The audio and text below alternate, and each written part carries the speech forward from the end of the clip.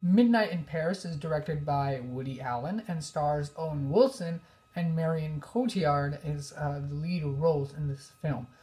I saw this film on Netflix. It released in 2011, so it's a bit of an older film, but as you know on my channel, I sometimes like to go back and review some of the older films that have come out.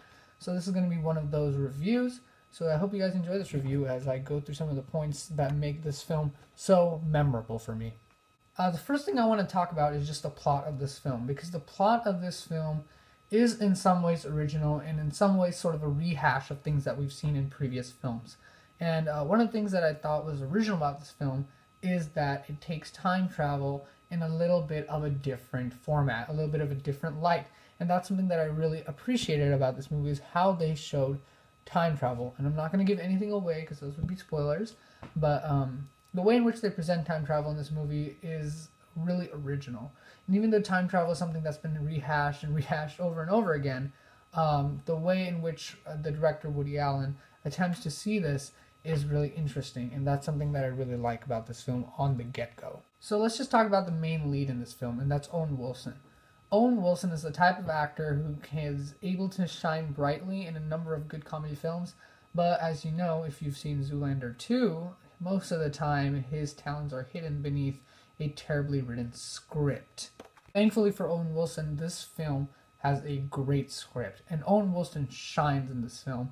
As someone who is confused about where they are in their life right now, he, not to give anything away, but he's in a sort of space where he feels like he just isn't belonging to the life in which he is living.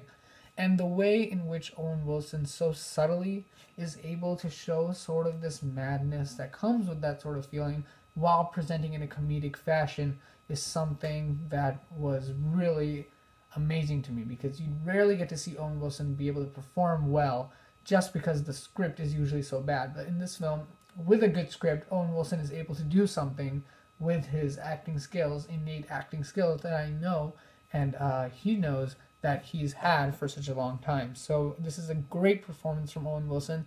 It's very rare that I get to say something like that, but great performance by Owen Wilson. Really well done. Speaking of the director Woody Allen, if you are at all familiar with some of his films, you know that he likes to make a little bit of stylized films that are very elegant or fine or refined, however you want to put it.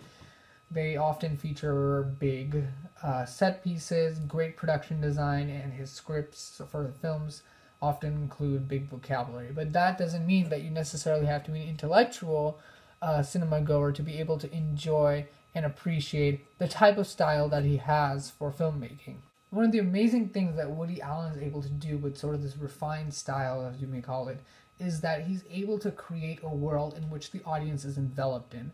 And just being able to see this world of the 20s that this film is demonstrating, you're sucked in immediately because of the very well done production design and the way in which he's able to craft this world around the actors he chooses, around the cast. And that's something that's really appreciable about Woody Allen, is how he's able to create something often out of nothing and just turn what seems like a normal script into something that seems very fine, refined, and as if you're watching something really intellectual, when in reality you're laughing because this is a comedy.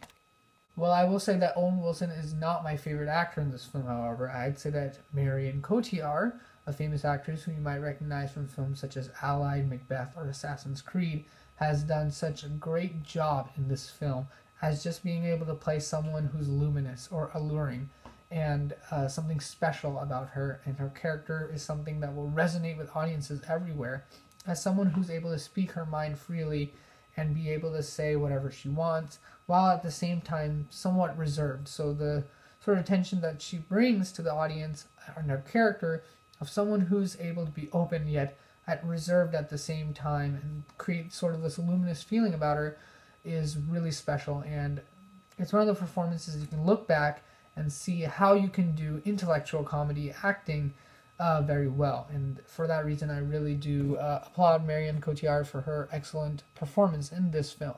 Let's just talk about the soundtrack of this film, because the soundtrack in this film, I'd say, does a lot of great things for this film. Helps kind of set the mood. Some of the French music used and some of the guitars, I really enjoyed it. It helps create the mood. and as well as lighten the mood for times that may seem dark or heavy.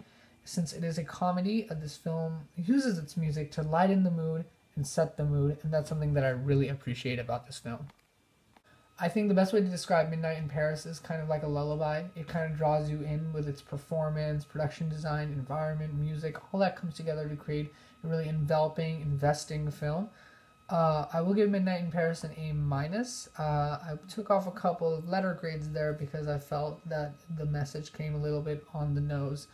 And so I kind of didn't like that the subtlety was kind of lost from the film, kind of drained out just because they threw the message right at you. And that's something that I feel often happens in these sort of movies towards the end, and unfortunately this film also falls down to that trap. But overall, it's a really enticing film, really draws you in. The environment is very well set up, very well directed film.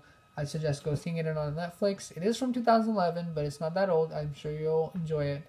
So A- for Midnight in Paris, guys. Stay tuned for more videos. I'll have more coming up soon. I have seen Guardians of the Galaxy Volume 2. A lot of opinions on that, especially if you've seen the first Guardians of the Galaxy. So thank you for watching, guys, and stay tuned.